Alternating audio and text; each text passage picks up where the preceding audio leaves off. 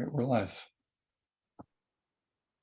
Good evening, everyone. Welcome to a new series of Socialist Action webcasts in the fall of 2022. My name is Elizabeth Weiss, and I'm the Federal Treasurer of Socialist Action, a member of the NDP Socialist Caucus Steering Committee, a past Secretary of Toronto York Region Labour Council, and a retired member of the Canadian Union of Postal Workers. We acknowledge that this event is taking place on Indigenous lands across Turtle Island, known as North America. That includes the unceded territories of the Mississaugas of the New Credit, the Wendat and Haudenosaunee people in a place called Toronto. We join in the fight for justice, recognizing that there can be no real reconciliation without restitution. That entails seizing the assets of the big resource corporations and returning them to the commons. The topic tonight is Canada, a Peacemaker, featuring Yves Engler of the Canadian Foreign Policy Institute and Tamara Lorincz of the Canadian Voice of Women for Peace. The speakers will explore Ottawa's foreign policy impact on Haiti, Venezuela, Palestine, Israel, Canada's growing military expenditures, and the war in Ukraine. They will examine the relationship of the Canadian state to the interests of joint mining corporations and banks based in Canada, arms production, including sales to Saudi Arabia, the proliferation of nuclear technology and weapons, and Canada's membership in the North Atlantic Treaty Organization. Our first speaker, Yves Engler, is described as Canada's version of Noam Chomsky, says Georgia Strait. One of the most important voices on the Canadian left, says Briarpatch, in the mold of I.F. Stone, Globe and Mail, and part of that rare but growing group of social critics unafraid to confront Canada's self-satisfied myths, Quill and Quire. Yves Engler is based in Montreal, works with the Canadian Foreign Policy Institute, and has 12 published books. His latest is Stand on Guard for Whom? A People's History of the Canadian Military. So welcome once again to our show, Yves. Thanks a lot, Elizabeth. And thanks to Socialist Action for inviting me. I'm speaking to you from Jojage, which has long been a meeting place of various First Nations. I have to say, with all due respect to my Socialist Action comrades, I think the title of this talk is a tad bit offensive. It's like asking, is Margaret Thatcher a socialist? Was Donald Trump a climate activist? Did Stephen Harper fight for Palestinian rights? I think it's clearly a no, and an overwhelming no. And that's not a new thing. That goes back into Canadian history. So if you look at the history of Canadian warfare, Canada's been involved in, depending on how you define it exactly, 9 wars. Not one of them, or only one of them, you could even make a claim, had some sort of legitimate. So in 1885, when about 400 Canadians went to Khartoum, sent with the British to try to protect Khartoum from a indigenous uprising against the British rule. In 1899, the Boer War, about 7,000 Canadians fought to protect British position in South Africa, to protect trade routes to India, to get at the vast minerals in South Africa. The World War I, where hundreds and hundreds of thousands of Canadians fought in this horrific war that was just the culmination of European imperial competition that led to the sort of final phase of the scramble for Africa. And Canadians participated in that during World War. Canadians garrisoned British colonies in the Caribbean during World War I. The Korean War of the early 1950s, from 50 to 53, 27,000 Canadian troops fought there. It was a war that left 3 to 4 million dead, the Americans stopped bombing North Korea at one point because all buildings of more than 2 stories had been destroyed. And basically it was a civil war that was massively expanded by outside forces and sort of stoked by outside forces. Iraq in the early 90s, thousands of Canadian troops participated in Iraq to reassert American control of the region. Bombing of Yugoslavia in 99 was about, NATO justification was about forcing a privatization agenda. 78 days of Canadian fighter jets bombing Afghanistan through the early 2000s. I think 40,000 Canadian troops fought there for what, right? Now the Taliban looks like the more progressive option than the ISIS-K.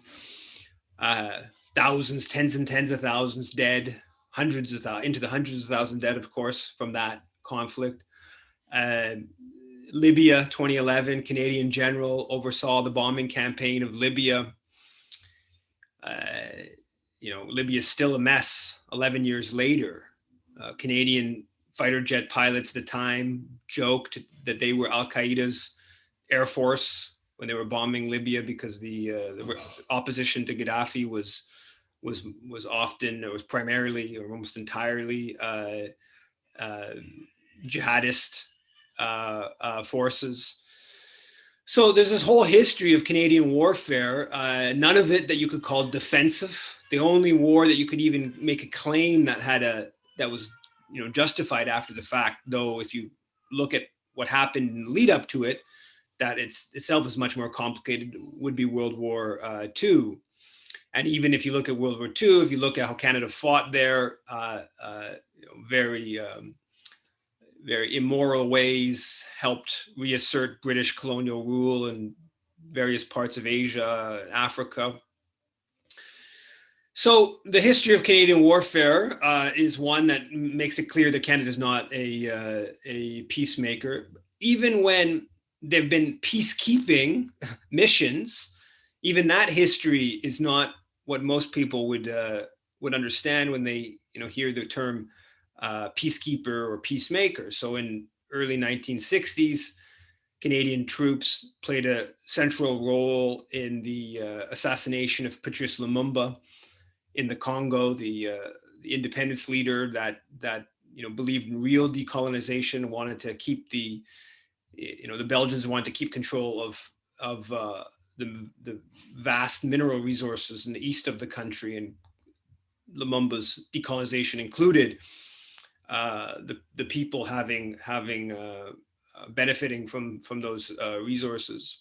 Or if you look at 2004 in Haiti, where Canada was part of a peacekeeping mission that helped it overthrow or took over after US, French, Canadian troops invaded to overthrow, to kidnap the elected president, dump him in the Central African Republic, and to overthrow thousands of elected officials in Haiti. And then a UN peacekeeping mission spent the next 13 years in the country, and it still sort of continues in a lesser form.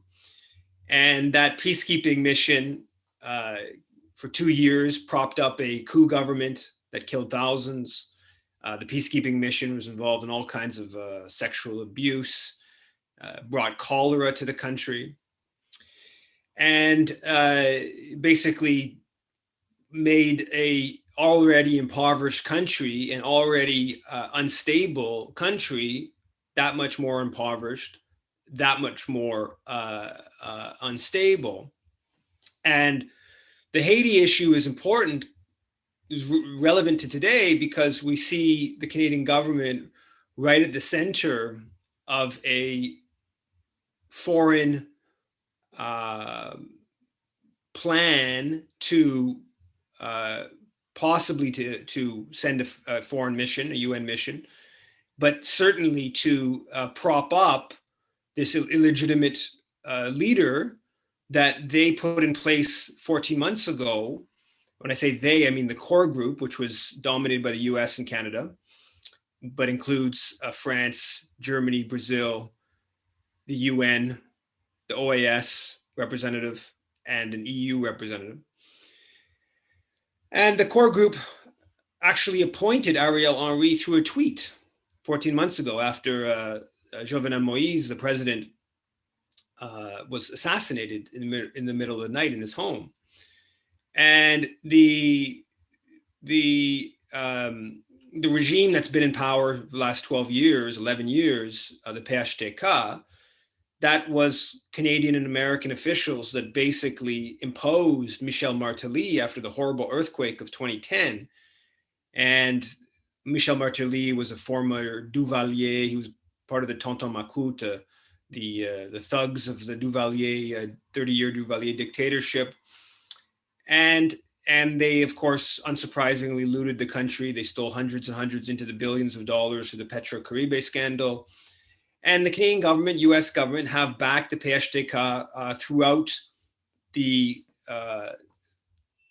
total disintegration of institutions within the country, legal system, disintegration even of the police, incredible levels of corruption, violence, the regime, the PHTK, sponsoring many different gangs. Now the gang issue has totally spiraled out of control.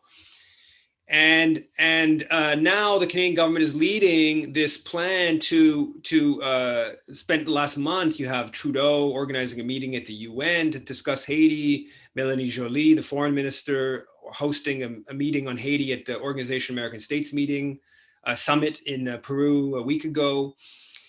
UN Canadian Ambassador UN Bob Ray going down to Haiti, then to Dominican to discuss Haiti.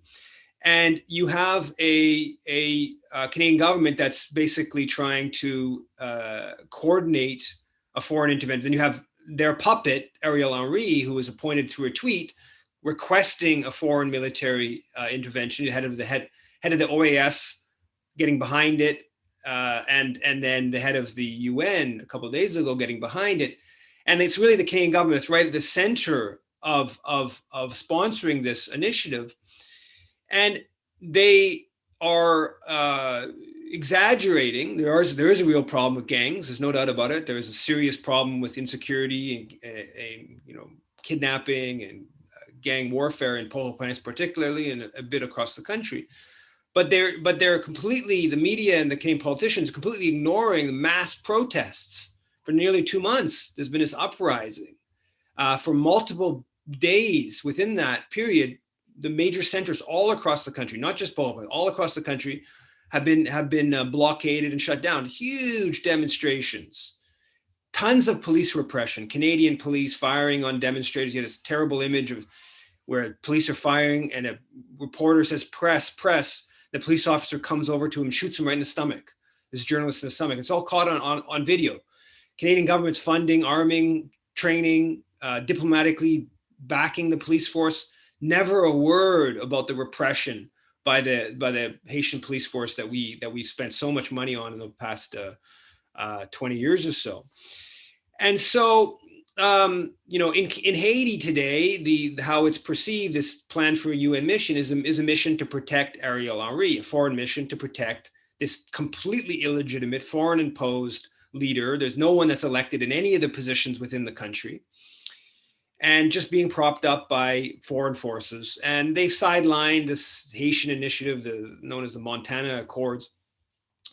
So if you look at Canada's role in Haiti today, this is not about peace making. This is about imposing the will of Washington and Ottawa at the expense of the majority of the country, and to the benefit of a really tiny, hyper regressive, mostly light-skinned Haitian oligarchy. And when you can contrast what's going on in Haiti and Canada's response to that and the media's response to that with Iran, it's absolutely startling. Bigger protests been going on for longer, equal amount of repression in Haiti, and almost no attention. In Iran, huge amounts of front page, National Post today, front page, the Globe Mail a few weeks ago, not the CBC, the National, tons of reporting, incredible, sympathetic stories. And here you have the Canadian government in Iran pushing for maximum diplomatic pressure on Iran. They're hosting a summit in the coming days. New sanctions announced, including on Press TV, the Iranian English language television station. The Iranian Islamic Revolutionary Guard Corps, people being banned. So it's really remarkable. You see the double standards within the Canadian political media structure when you contrast Haiti to Iran. And if you look at this whole business, we don't have diplomatic relations with Iran. We list Iran as a state sponsor of terrorism. We have sanctions against Iran. And the only next step really is full throttle campaign and regime change. And this is all being done under the guise of protecting women's rights. Well, look next door. We sent $5.9 billion in weaponry to the Saudi monarchy since 2018. $5.9 billion to this monarchy that's more repressive, particularly towards women. So clearly what's going on in Iran and Canada's policy towards Iran is not primarily motivated by a concern for the clearly patriarchal policies of the government there. You also, in recent days, you have Canada's defense minister, Anand, going to, you have Melanie Joly, Canada's foreign minister, in Korea at the demilitarized zone, and meeting with Canadian, having a Thanksgiving with Canadian troops on a naval vessel, and meeting with other UN, or claim to be UN and not actually, but they're imposing UN Security Council sanctions on North Korea. And you have basically what the Canadian government, American governments, and others, the war never ended in Korea. There was just an arms truce agreement. And so it's been going on now for 70 years. And that's been part of how the Americans justified having, I think it's towards 30,000 troops stationed in South Korea. And there's a UN command structure in Japan, based in Japan. And the Canadian government constantly, through Operation Neon, has a naval vessel. They frame it as trying to enforce UN Security Council sanctions on North Korea. And there are Security Council sanctions on North Korea. But the UN hasn't created it's not a peacekeeping force. It's not the force is not under UN control, the Canadian naval vessel. And they basically use this as a justification for constantly having Canadian naval vessel patrol through the South China Sea and through the Strait of Taiwan, and in areas that are disputed between China and other regional actors, and is all part of, they're alongside the American vessels, sometimes Australian, sometimes Japanese, and it's all part of this growing conflict that more and more of the military and the important segments of the ruling elite in this country are playing out with China. And on Thursday, or maybe it was on Wednesday, the head of the Canadian military told the Defense Committee of the House of Commons, said, quote, "Russia and China are not just looking at regime survival, but regime expansion. They consider themselves to be at war with the West." So the head of the Canadian military is saying that Russia and China consider themselves to be at war with Canada, which is really another way of saying the Canadian military considers Canada to be at war with Russia and China. And in the case of China, that may be a slight exaggeration. In the case of Russia, it's not. I mean, we have been involved in a 7-year proxy war with Russia through our training of the Ukrainian military that was at war with Russian-backed separatist forces in the Donbass. And that's just sort of constantly escalated. And of course, 7 months ago, Russia launched a full throttle invasion, which is illegal according to international law, very brutal. But it was a war that was to a large extent provoked by U.S., Canadian, British policy, and the Canadian government's response over these past 7 months just to constantly escalate, right? And so last 2 days, another announcement of $47 million more in Canadian weaponry to the Ukrainian military, more intelligence support. So this is a really under-discussed element of Canadian support. Has been all this communication security establishment and other intelligence involvement that Canada's had with this war. Of course, you have Canadian special forces on the ground. You have the Canadian government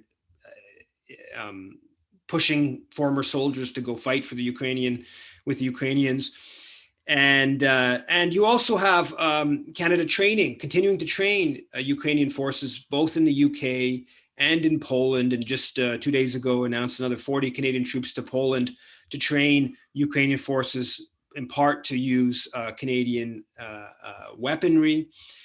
And at the same time, you have Melanie Joly 10 days ago or so, when she met with Secretary of State Blinken in Washington. She was asked about NATO membership for Ukraine, and she was unequivocal. We support fast tracking Ukrainian membership to NATO. And that would take a situation where Canada is at war with Russia in the Ukraine. That's my opinion. And it would take it to the point of basically formalizing that, where they would then probably trigger Article 5 and formally announce being at war with Russia. And what is already a horrible situation would very likely escalate even further to the possibility of nuclear Armageddon. But it's been the Canadian government position to push NATO expansion into Ukraine. They helped overthrow a government in 2014 that one of the things it did was it said it wouldn't join NATO, and it actually got explicitly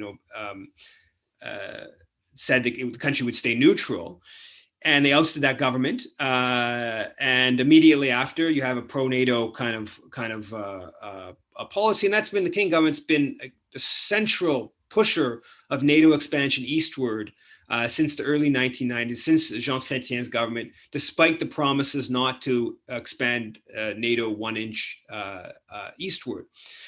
So if you take a look at the map, you see Canadian military is involved in about 24 international missions. Some of them they claim are peacekeeping affairs. Some of them, like in the West Bank, they're supposed to be about training Palestinian security forces, but it's really about training Palestinian security forces to oversee Israel's occupation of the West Bank. We can get into more detail on that if people want. But basically, even at this period where Canada's not, formally at war anywhere, there's Canadian troops, there's Canadian naval vessels patrolling all around the world. And this is part of a long history, a century-long plus history of Canada being deeply allied with the two main empires, the British pre-World War II and the American Empire today. And the American Empire, has bases all around the world, is the most violent government probably in the history of humanity. And Canada supports its missions in many different places. So clearly Canada is not a peacemaker. I'll leave it at that. Thank you. Thank you, Yves. Now we will hear from our next speaker, Tamara Lorincz. She is a PhD candidate in global governance at the Vasily School for International Affairs at Wilfrid Laurier University. She has a master's in International Politics and Security Studies from the University of Bradford, and a law degree and MBA specializing in environmental law and management from Dalhousie University. Her research is on the climate and environmental impact of the military. She is a member of the Canadian Voice of Women for Peace and the Women's International League for Peace and Freedom. Tamara is also on the advisory committee of the Global Network Against Weapons and Nuclear Power in Space and No to NATO Network. She is a longtime environmentalist, feminist, and peace activist. Welcome back, Tamara. Thank you very much for having me back. Thanks to all of the organizers at Socialist Action. It's really nice to be with everyone. I'm speaking to you tonight from Waterloo, Ontario, the traditional territory of the Haudenosaunee, the Anishinaabe, and the neutral peoples of the Grand River. Before I launch into my presentation, I would like to make a plug for Yves' latest book called Standing on Guard for Whom? A People's History of the Canadian Military. I think it's excellent and really important. I read it this summer, and I also brought a copy up to the public library in Cold Lake, where Canada's largest, busiest Air Force base is this past very recently, because I think everyone should read this book. So I'm going to show some slides, and I'm going to talk about war making, the media, and the Canadian state. I'm also going to talk about some statistics showing how Canada is definitely not a peacemaking country.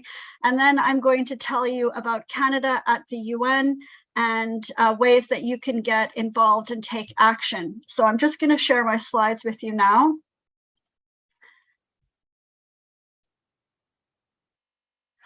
Okay, so not only is Canada not a peacemaking country, the federal government is colluding with the mainstream media, in particular the CBC, on war making. So I created this graphic in January as the rhetoric for war in Ukraine was ramping up, and I was very concerned about a potential war. Following very closely CBC, and they were making the case to the public for war. So I have this graphic here, CBC mouthpiece of the militarized Canadian state. And in January, I filed a formal complaint to CBC for not fully and honestly reporting about the conflict in Ukraine, and in particular, talking about NATO's role. Myself and many other peace activists across Canada, we worked very hard to try to get Canada to de-escalate before Russia's invasion on February 24th, to not send weapons, to negotiate and not go to war. But that's not what Canada did. So this was in January, and I'm seeing now the exact same things underway with these protests that we're seeing in Iran. So I want to just bring the latest news to your attention. So 3 days ago, the CBC had a Iranian a woman talk about the protests that were taking place in Iran that arose from the death of Mahsa Amini. And the speaker that they had on the Rosemary Barton show is Mahsa Ahmadinejad. And the CBC, is interviewing her. She is, a well-known, a human rights activist for women's rights in Iran. She founded a campaign called My Stealthy Freedom and this White Wednesday movement for women's rights in Iran.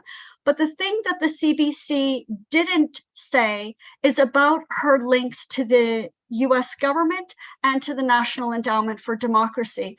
So Masih Alinejad is being funded to the tune of about 100,000 US dollars a year from the US State the US State Department. And you can see this if you go to usspending.gov. This is an open public database where you can do a search to find out how the US government is funding various institutes and individuals.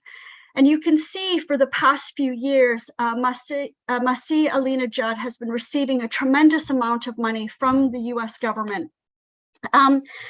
And this is a picture of Masih and the former US Secretary of State, Mike Pompeo, who, of course, before taking that role was the CIA director. And in the speech that he gave in Texas, in his role as the CIA director, said, we at the CIA, we lie, cheat, and steal. So there he is with Masih. So the CBC never conveyed to the Canadian public that she is, working with the U.S.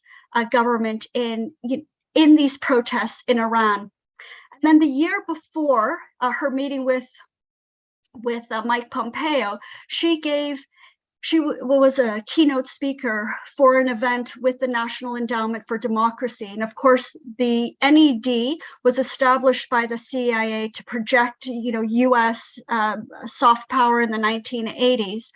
And you can see from their website about this event with Masih on, Iranian calls for democracy, that Erwin Kotler, former liberal minister who's now a leader who founded the Raoul Wallenbeck Center for Human Rights, and it's based in Quebec, was part of this event. And Kotler right now is been pushing this campaign against Iran. Again, something, these connections, these links are something that the CBC is not telling Canadians about. And then I want to bring to your attention that the NED, the National Endowment for Democracy, is headed by a fellow named Damon Wilson. He's the CEO and the president, but before he was one of the vice presidents for European affairs with the Atlantic Council. He was also a deputy director in NATO. And you can see in his bio that he pushed the campaign for NATO enlargement. So all of these connections, all of this backstory is kept from the Canadian public. So the coverage right now on Iran by the CBC is very circumspect. It's being played out right now in the same way as we saw with Ukraine. So the NED has funded a lot of Ukrainian civil society organizations. And one of the organizations that just won the Nobel Peace Prize is the Ukrainian Center for Civil Liberties. And the NED has funded this organization, over many years for democracy promotion in the country. And if you do a little bit of searching on the internet, you'll find that this center that has just won the Nobel Peace Prize has actually been calling for more weapons to Ukraine. So, it just really puts the Nobel Peace Prize in disrepute. Of course, it was when Obama and Kissinger won the prize, but this recipient of the Nobel Peace Prize is not an organization to laud at all. And in fact, the NED took down from its website the 80 pages of grants to Ukrainian civil society that it has been funding for the past 15 years from its website. I have a copy of it. It's also at the Consortium News website. And as Yves was talking about in his remarks about current affairs, what our Minister of Foreign Affairs is doing in Europe and in South Korea, and what our defense minister is doing right now in Europe, making an announcement for a new package of military aid to Ukraine. So Canada has spent, almost $700 million on missiles, on weapons, on ammunition, on other kind of military aid to Ukraine, on top of financial contribution to the Ukrainian government. And there's been no oversight of these weapons transfers or this funding, no oversight at all. And it's really important to remember that not once has the Canadian government called for a ceasefire or negotiations. It's only been giving more and more weapons to Ukraine, prolonging the suffering and the war in Ukraine. It's just really terrible. So earlier this year in the spring, at the time of the federal budget, our defense minister as well announced increased spending to the Canadian military to try to reach NATO's 2% GDP target. So she announced an additional $8 billion to the military, and this is for NORAD modernization and for the purchase of new weapon systems. So let's have a look now at some statistics and look at more closely at Canadian military spending. So this is from the Stockholm International Peace Research Institute's latest report. It's a ranking of military spending, and you can see the United States at the top at $801 billion. This is for the year prior, 2021. And then if you scroll your finger down and you can see Russia is at $65 billion, so less than a tenth what the United States spends. And if you keep scrolling down, you can find Canada. We're ranked 13th highest in the world for military spending. But when you think about the 30 NATO countries, they are spending a combined $1.1 trillion in military spending.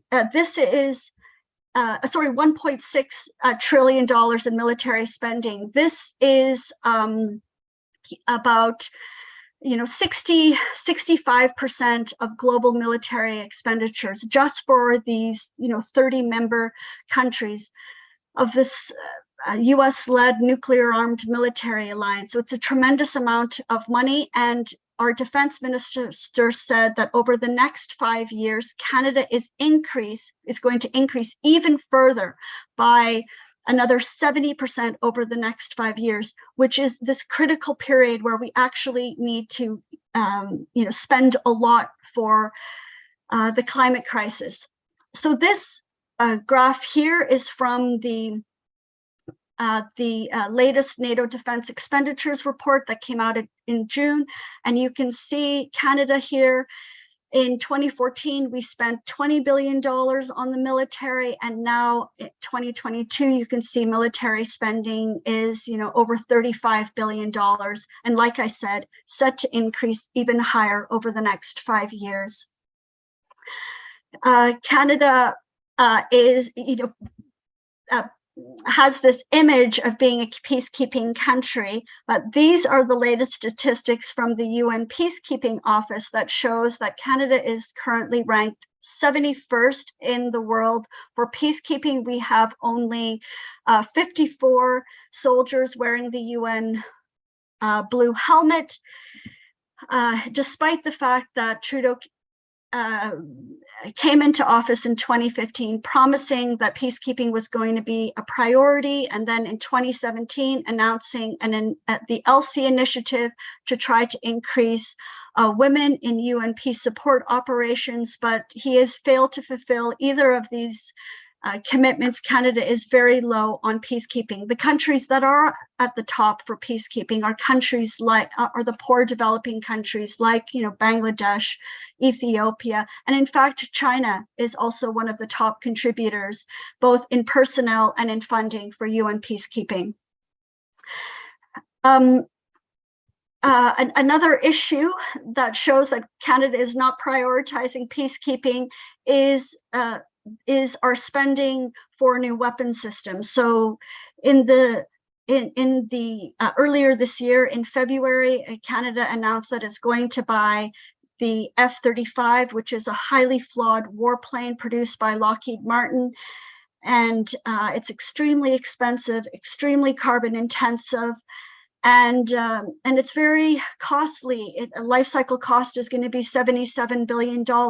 Now, Canada hasn't inked a deal yet with Lockheed Martin for this new contract. There's still time for us to stop it. And next week, we're going to be launching an open letter with Code Pink. They have a new international campaign to cancel the F-35, and we really need your support on this. We need to stop the purchase of these new fighter jets. They're just terrible. They're going to be extremely costly for Canadians, and they're going to prevent us from achieving our Paris Agreement targets. So please help us stop this. We're going to have a rollout of this new campaign to cancel the F-35s next week, and we need you to contact your member of parliament and say no new fighter jets. And then I want to tell you a little bit about Canada at the United Nations. So our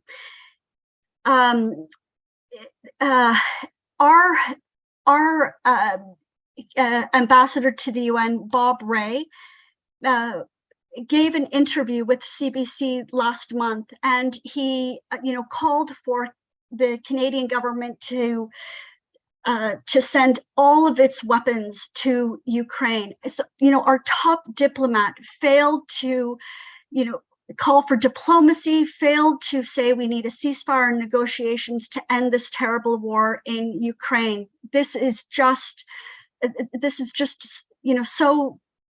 so inappropriate. Contrast, Costa Rica, in the high-level debate that was held last month, just a couple of weeks ago, called for a peaceful resolution to the conflict in Ukraine. It also called for a gradual and sustained reduction in military spending, and it called for a new UN agenda for peace. This is the example that Canada should be following, is the example of Costa Rica. And then I prepared this slide just to show you, compare and contrast Costa Rica, a country for peace, a country that abolished its militaries, not exporting weapons.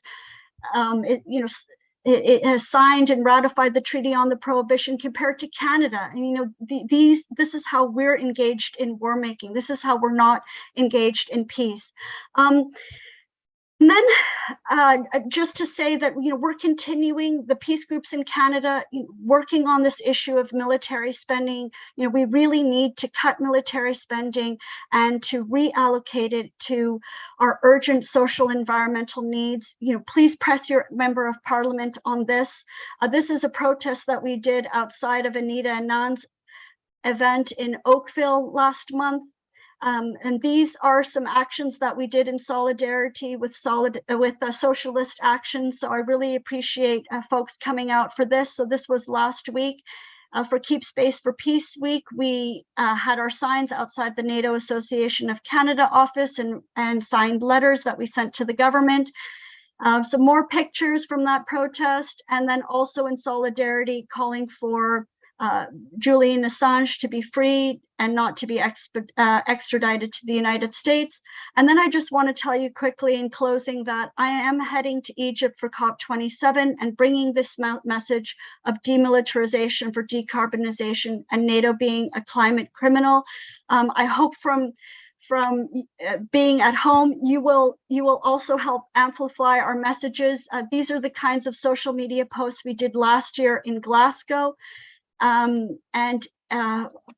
Please follow us.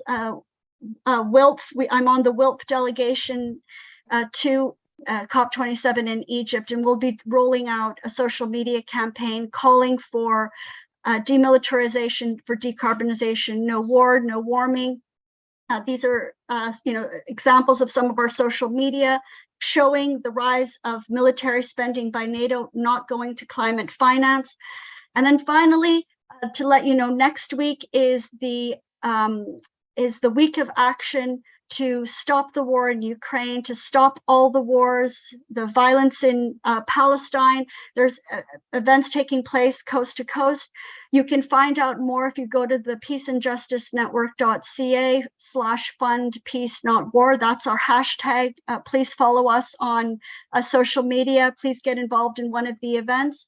I also want to encourage you to show solidarity with the Black Alliance for Peace. This is their month of action to shut down AFRICOM.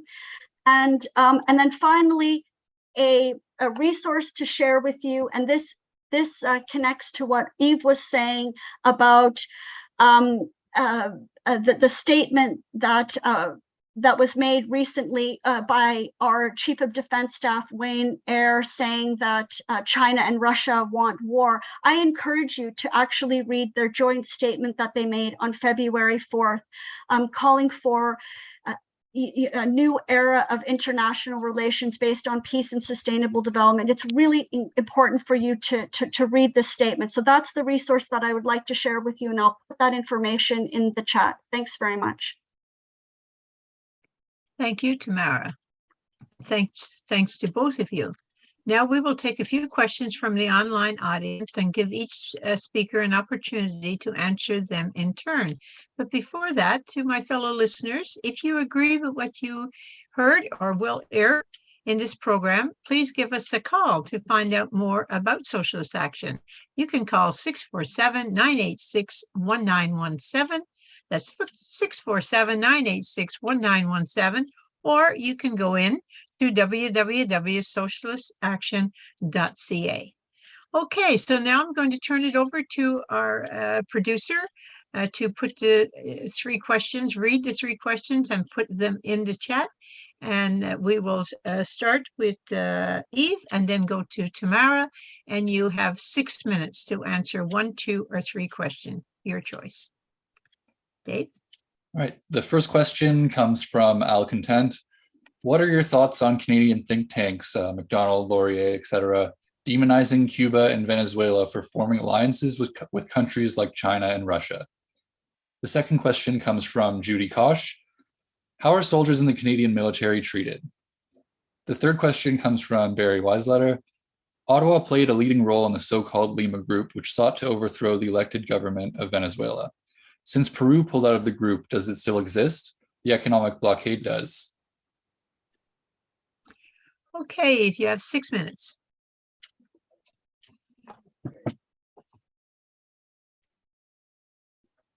You are muted. The Lima Group is dead.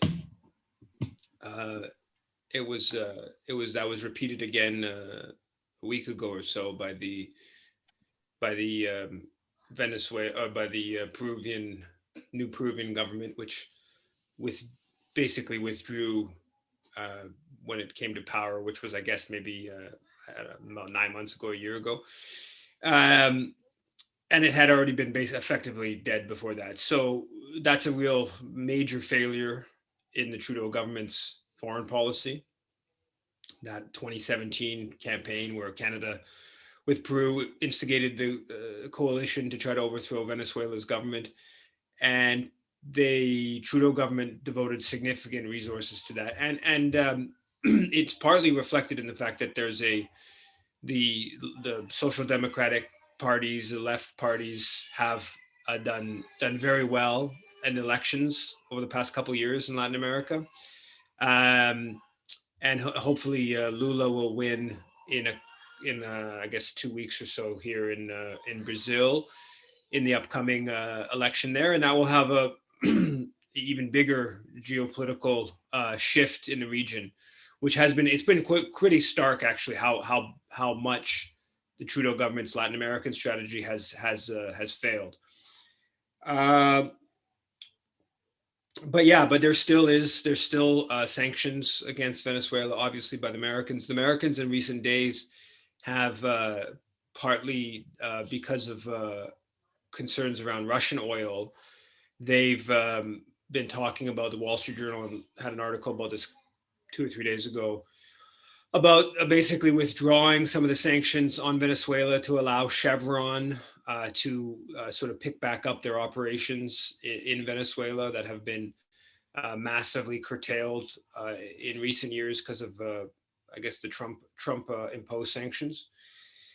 And so I think there's a certain degree of like understanding that they've failed to overthrow the Venezuelan government. They've obviously been able to weaken it, and they've been able to, put those forces on the back foot, but they failed in their maximalist objective. In terms of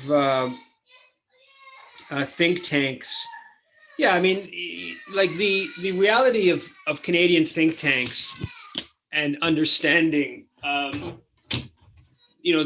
most of the major Canadian think tanks get their funding from the military, from Global Affairs Canada, and or from rich people, corporations, rich people, including lots of arms companies.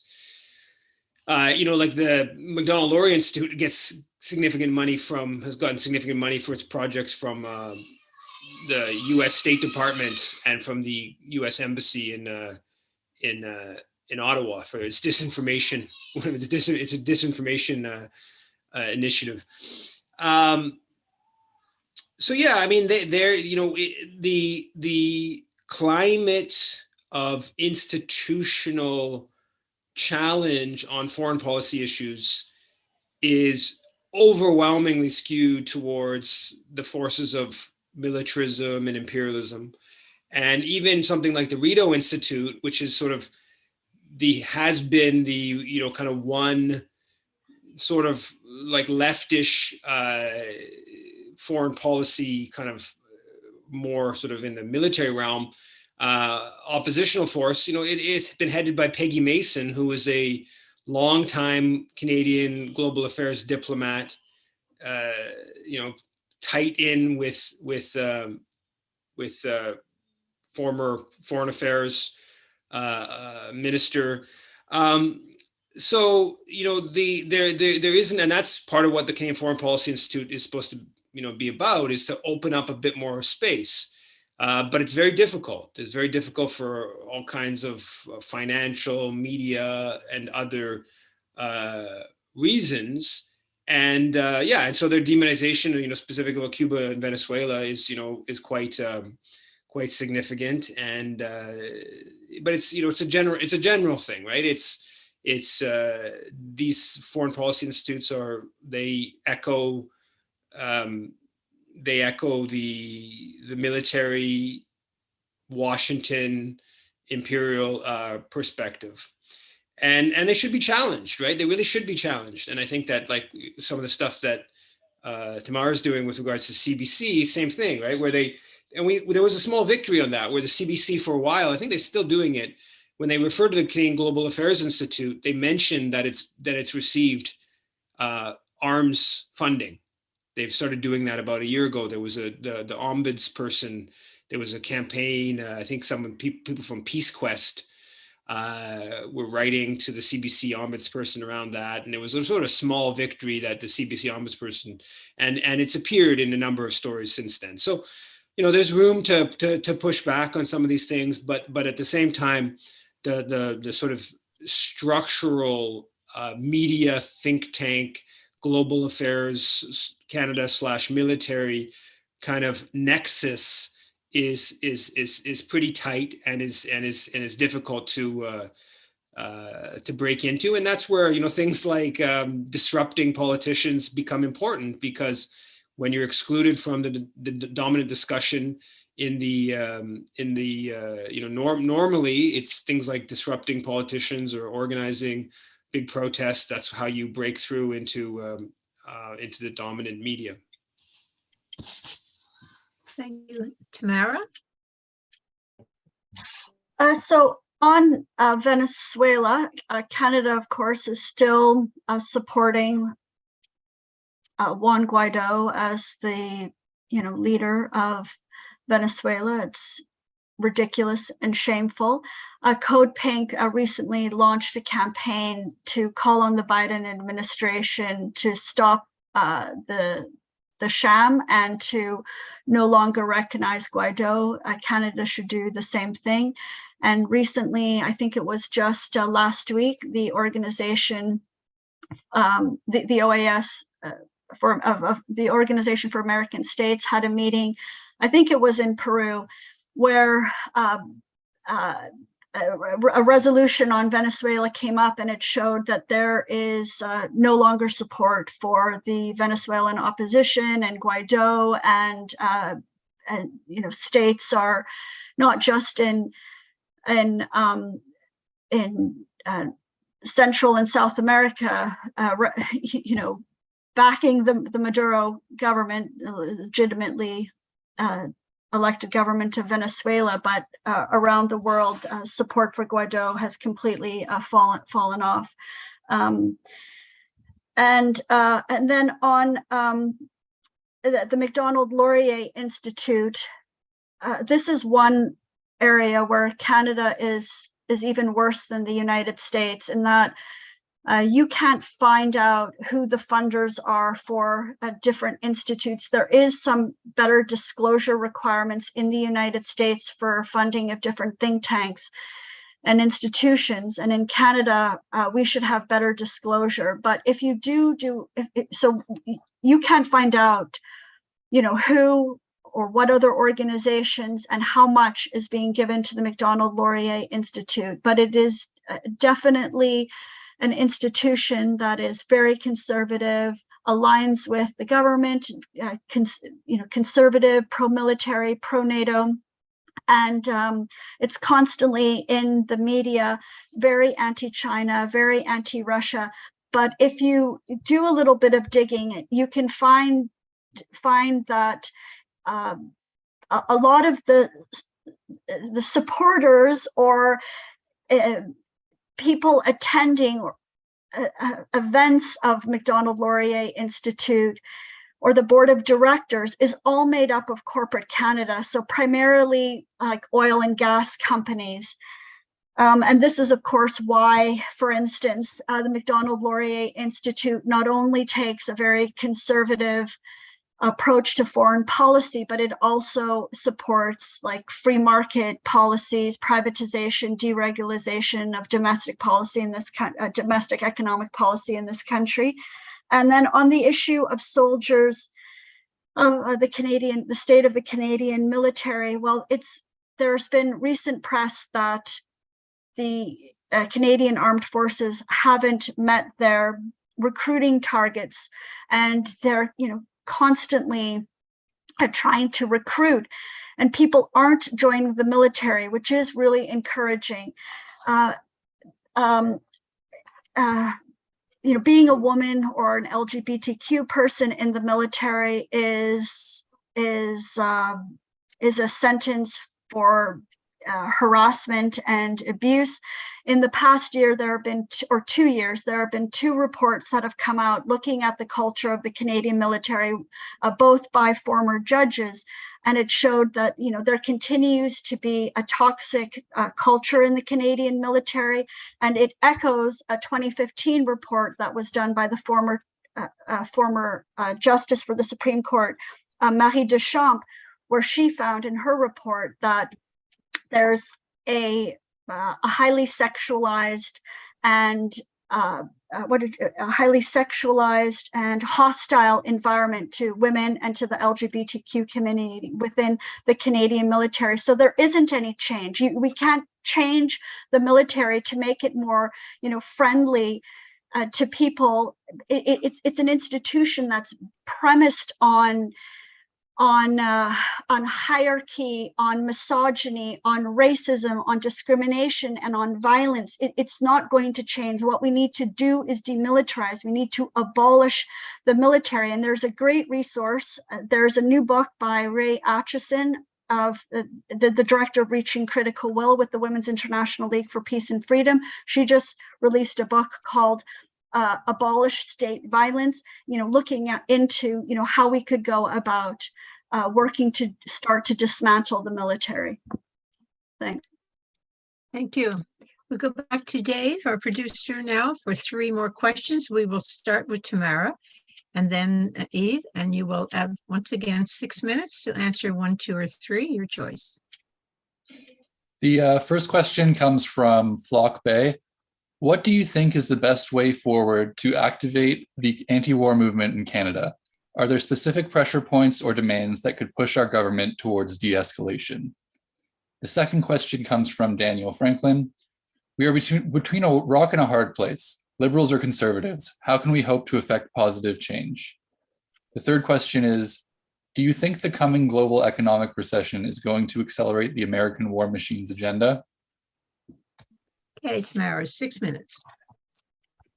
Okay, so I definitely encourage people to get involved, to support the peace movement that we're trying to reinvigorate and to expand. And you can do this by connecting through the Canada-wide Peace and Justice Network. And next week, as I said in my presentation, we're having a week of action, to call on the government to end the wars, to end the weapons purchases and weapons exports. And we would really love to have your participation and support. So I'll put in the chat, a link to the website so you can find out more to organize a rally close to you, and to please contact your member of parliament. It is very despairing and discouraging to me that we really have no political allies in the House of Commons, really, or in the Senate. We don't have any parliamentarian that is really pushing the kind of peace agenda that we need at this time of a global crisis, with this war in Ukraine, with catastrophic climate change, growing poverty and inequality. So we have no one in the NDP, no one in the Greens, no one in the Liberals that are, for instance, doing their job, doing the kind of oversight that's needed. Why isn't, for instance, the NDP defense critic, Lindsay Matheson, asking some critical questions about, for instance, what are the Canadian Special Forces doing in Ukraine? Oh, what they've been there since January. What do I think that they're doing? I think that they're fighting alongside Ukrainians with the British Special Forces and the US Special Forces and the US CIA in the country. They're helping to prosecute this war. This war in Ukraine is a NATO proxy war against Russia. It's a long game to destabilize and balkanize Russia. Why isn't the NDP speaking out on this issue, or speaking out on increasing military spending and calling for a reduction? Or why isn't the Greens doing the same thing? There's just simply no way we can meet our climate targets by 2030 if we continue on this path of increasing military spending and carbon intensive militarism. And then finally, the coming global economic recession is being accelerated by ever increasing military spending. Inflation is tied to this. Is something that economists, fail to note in public media. But if you look at the research, that military spending is inflationary. And it's going to precipitate a global recession. This war in Ukraine, this is why it's so critical for us to stop it. But it not only is it's going to make the poor and vulnerable, suffer even more. We need to work together to end it. And, we need a peace economy, and a green economy, and a care economy. This is why it's so critical for us to demilitarize. Yeah, taking off from there, I think that clearly there's already been many people hit by the increased price of foodstuffs and the like, that has, as a indirect or direct, depending on your perspective, result of the war. I'm not sure that an economic downturn is going to precipitate greater U.S. military agenda. I think the U.S. military and the U.S. ruling class has increasingly decided that they're going to go full throttle at China, and they are pursuing, if you want to call it, decoupling economic policies. Recent ones around semiconductor chips and whatnot. That is pretty remarkable. It very much leads towards a conclusion that they are going to do everything they can to stoke a conflict, particularly around Taiwan, and this is this is, and potentially even try to even have it going on two at once. A fight with Russia and Ukraine, and then a fight with China over Taiwan. So I don't think that this is motivated by economic downturn. I think it's motivated by a desire for U.S. hegemony and the fact that China is increasing economic power on a per capita basis, still way behind the U.S. or Canada, but much larger population. And that's what the campaign. That's what the whole Huawei thing is here in Canada. Campaign against Huawei is about weakening a major Chinese economic power, or one of their cutting edge. One of the few Chinese companies dominate cutting edge, and obviously, from the standpoint of the existential crisis of climate breakdown, it's unlikely that we're going to come close to dealing with that issue without just sort of with straight capitalist relations. It's very unlikely that we're going to reduce carbon emissions, greenhouse gas emissions necessary, but with the war going on in Ukraine, a war with Russia, and then simultaneously a war with China, and I'm not even if it doesn't go all the way to war, just that level of ramping up of tension, competition, makes the international cooperation that's necessary to deal with the climate crisis that much more difficult. But yeah, so that's where things are headed on that level. In terms of our political, the reality is that the Canadian political official parties, when it comes to pretty much all the foreign policy issues, are not very good. Unfortunately, the distinction between the NDP and the Liberals and the Conservatives is not as great as it should be. NDP's maybe done some good things on Palestine in the last little bit, but simultaneously they're completely on board with Ukraine, often criticizing the Liberals from a more hawkish perspective, and oftentimes a more hawkish perspective on China than the Liberals. So, but how do you break that down? You build peace movements, you build anti-imperialist groups, you build socialist organizations, you build different forms of institutional and organizational forces that can put a different perspective out there. It's been done before. There's been better and worse times when it, vis-a-vis militarism in this country. Sometimes it can happen pretty quickly, depending on some changed dynamics and whatnot. But there's really no answer but to do what we can, and to if you got an hour a day, take the hour a day. If you got 20 minutes a day, take 20 minutes a day. If you can go full throttle and do 8 hours of this kind of work, political organizing, mobilization, whatever work, then do that. Small acts can add up.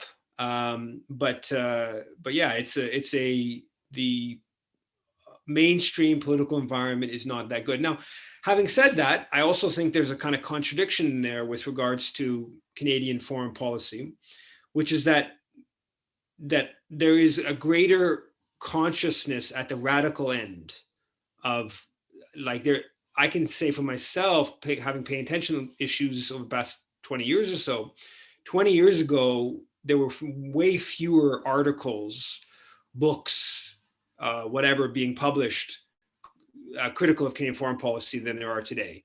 So like it's probably in 2000, my guess, in 2000, there would have been, let's for sake of discussion, 100 good radical left-wing articles about Canadian foreign policy. In 2022, there's going to be 500 or 1,000. So it's actually quite a multiple times greater. So there's this sort of breaking down of a certain kind of Canadian mythology around international affairs that is happening. It's happening in a pretty small subset of the left, and the left is pretty weak. It's pretty small. So it's a pretty small subset of a fairly weak political domain, but it is happening, and it means something, and you're certainly better at that happening than not. And with the left growing and this potential for some of those things to quickly build. But it's just mostly work.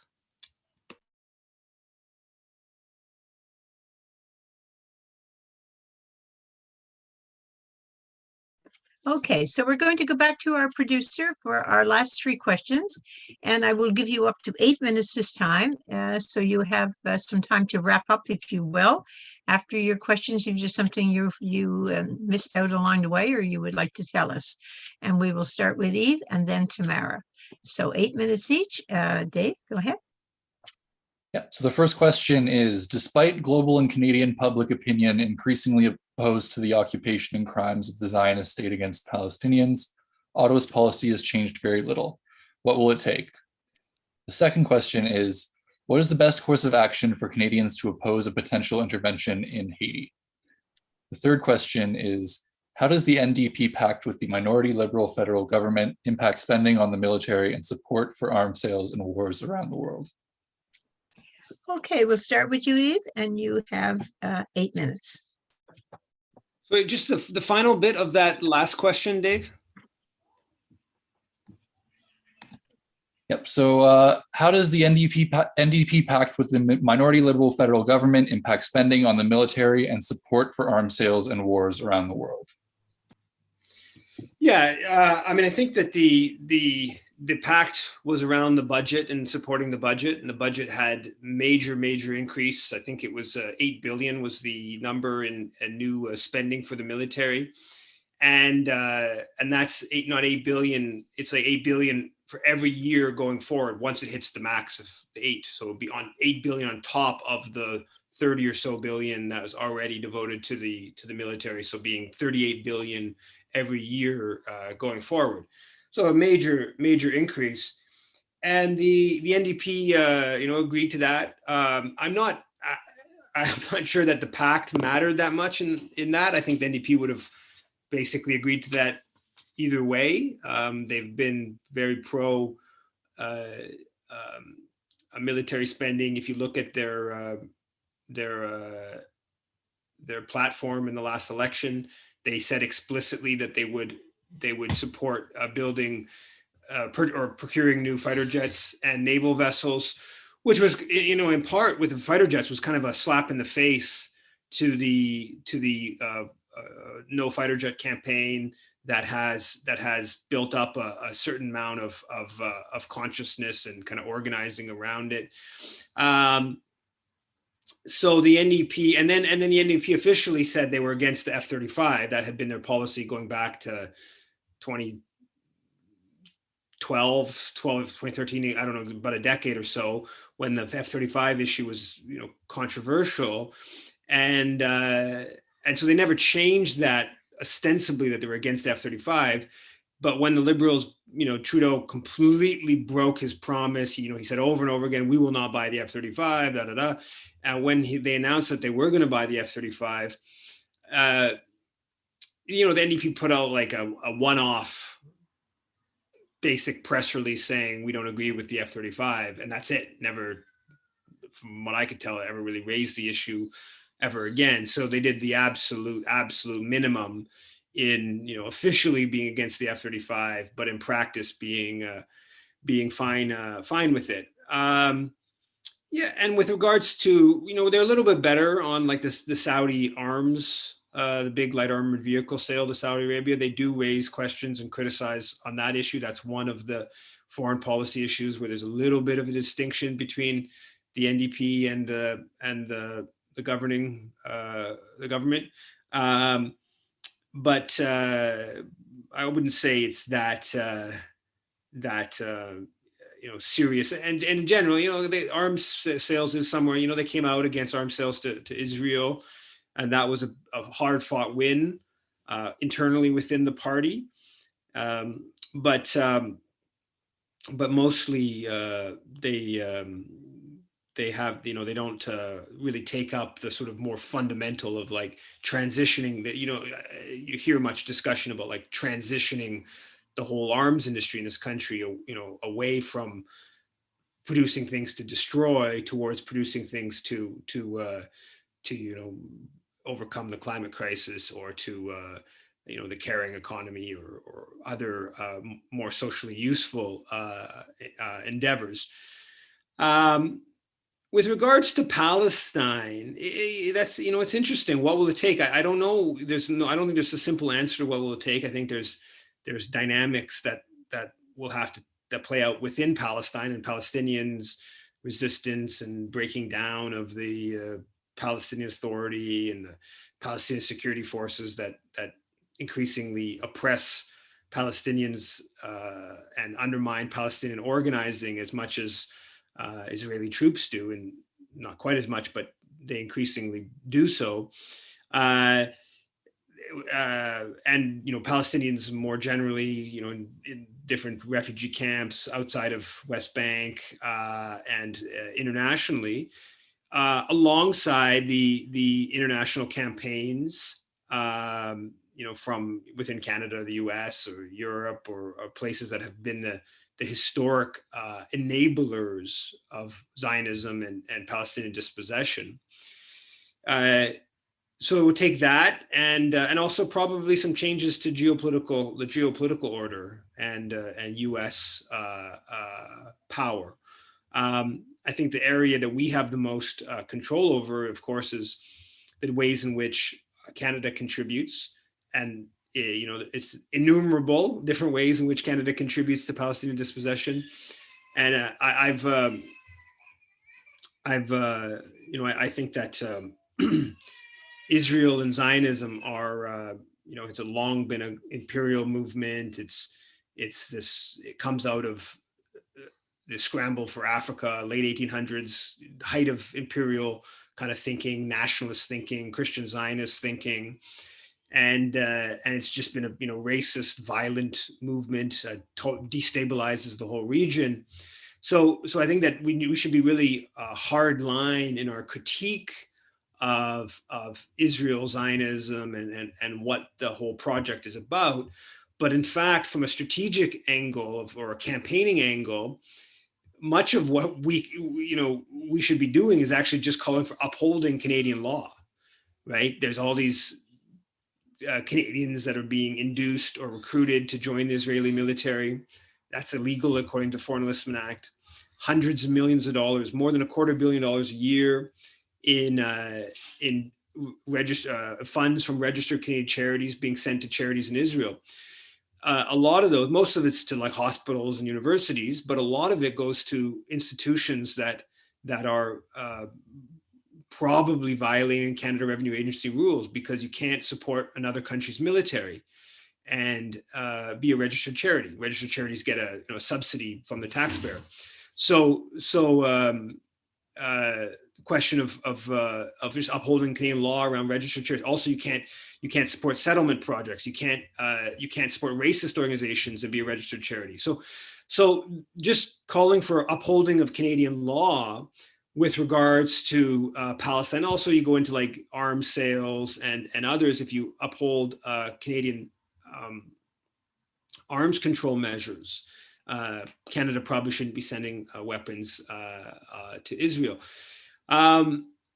So there's a lot of work to be done in this country. I think that, while consciousness has grown in sympathy with Palestinians, I don't think we have gone very far, or not close to far enough, in understanding just how engaged Canada is in enabling Palestinian dispossession historically, but also, right today. And there's many institutions, in Toronto, Montreal, that particularly that are, directly engaged in, like trying to get like young Jewish students at the biggest private school in Toronto. They basically try to induce students to go join the IDF. They have IDF days at the school. This is the kind of stuff that in one way or another needs to be disrupted. With regards to Haiti, what do we do to oppose the intervention in Haiti? I mean, there's a demonstration happening here in Montreal on the 22nd of October against the core group and in solidarity with Haitians. Obviously, that's going to be primarily within the Haitian community that will probably mobilize there. So it'd be more difficult to, have a demonstration in Toronto or other major center right now. But I think that there are ways of engaging, just in terms of information sharing, in raising the issue and raising the history of Canada's role in Haiti. I'll leave it at that. Thanks. Thank you. Tamara?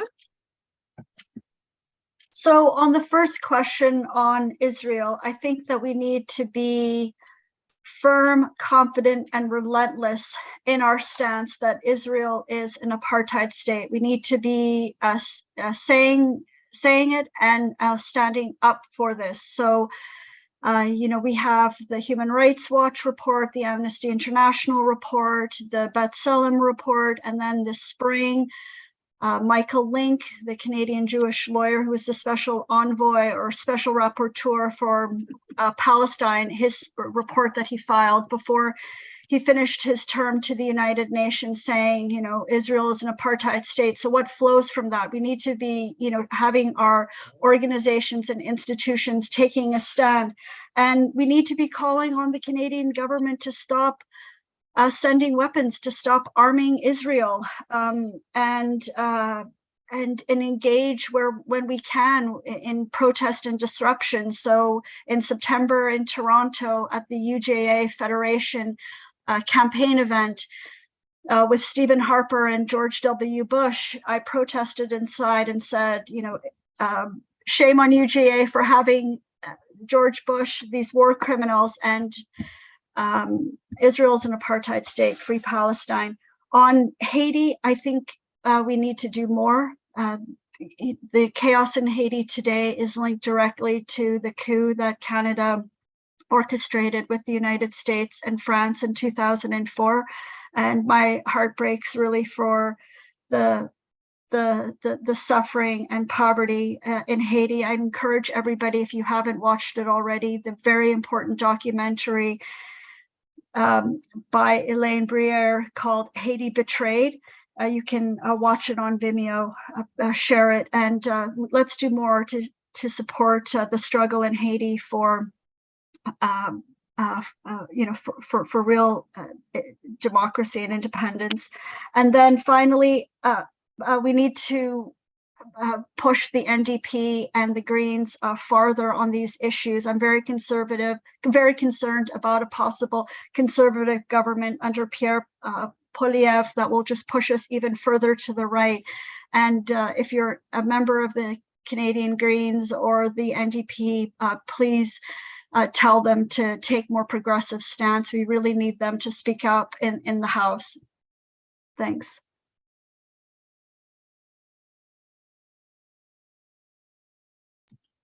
You're muted, Elizabeth. Okay, thank you, everybody. Special thanks to Tamara and Yves, to our technical producer, Dave Enning in Toronto, and to Barry Weisletter, political producer of this webcast. Please consider being a supporter of Socialist Action newspaper, which we will send to you online. To fill out the form, just visit our website at www.socialistaction.ca.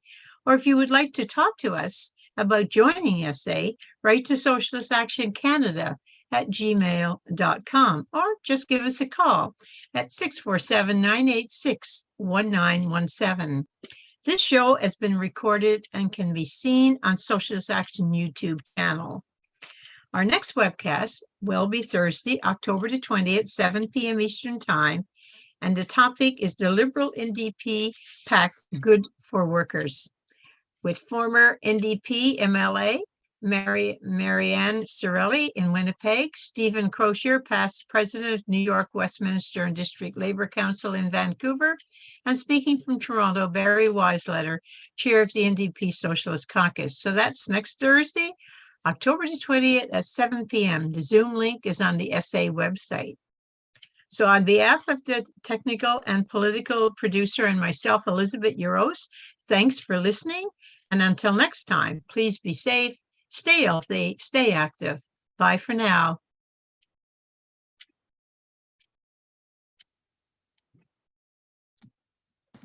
All right.